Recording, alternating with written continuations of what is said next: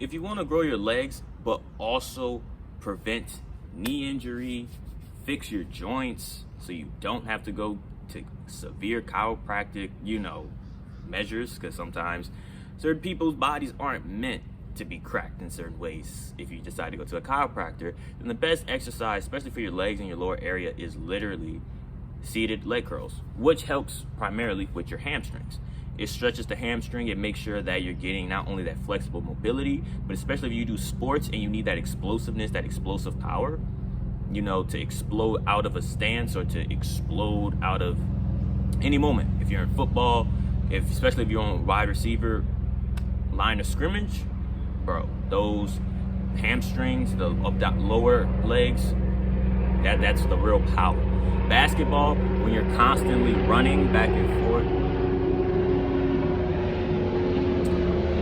forget the whole helicopter issue.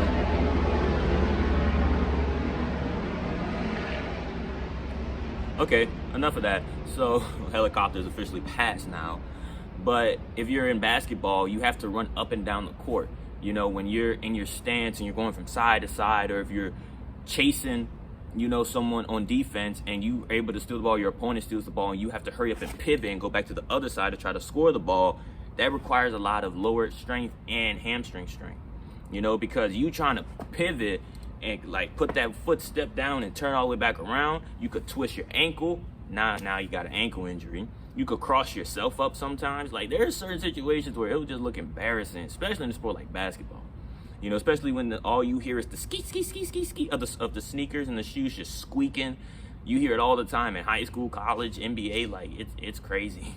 But I feel like in high school, it's when you hear it the most. Or even in practice, it's one of those things where those type of sports that are high in vertical reach,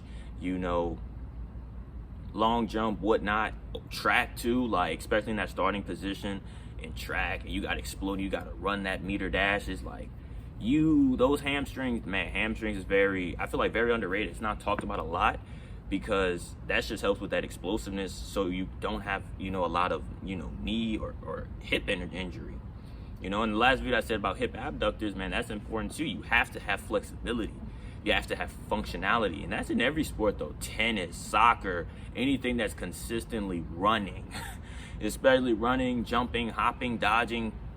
Every sport requires hip mobility, and man, that exercise is peak.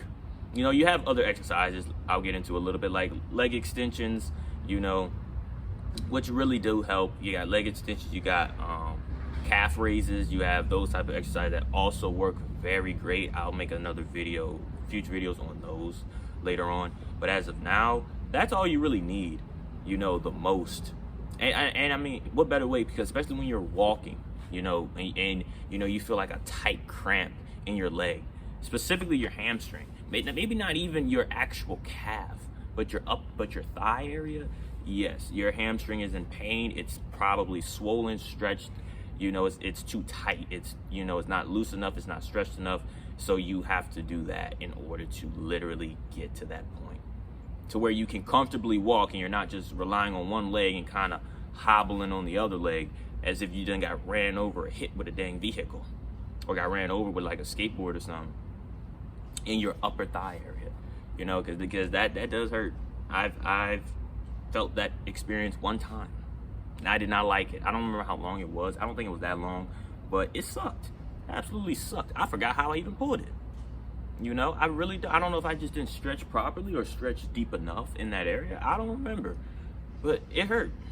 It hurt bad, but hey, it could have been worse. It just sucked. It was unfortunate, but hey, you live, you learn, right? Hey, but nonetheless, that's the end of this video. I really hope y'all enjoyed it. Comment down below any other future videos you may want to see. Make sure you turn on your post notifications. That way you always get notified every single time I drop a video. If this resonated with you, save it. Watch it again if you need to. Someone who needs to hear this, who's always injured or doesn't even want to work legs or whatnot, or wants to get into the gym, whatever the reason is, make sure you share the video with them so they can get a clear insight on what I'm talking about, what it's like, to give them an idea and to properly approach these exercises. You know what I'm saying? But until next time, I'm gonna see y'all in the next one. Peace.